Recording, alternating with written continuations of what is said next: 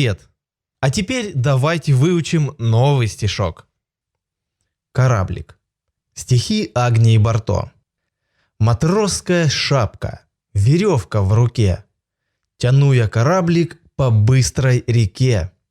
И скачут лягушки за мной по пятам и просят меня: прокати, капитан. А теперь еще раз.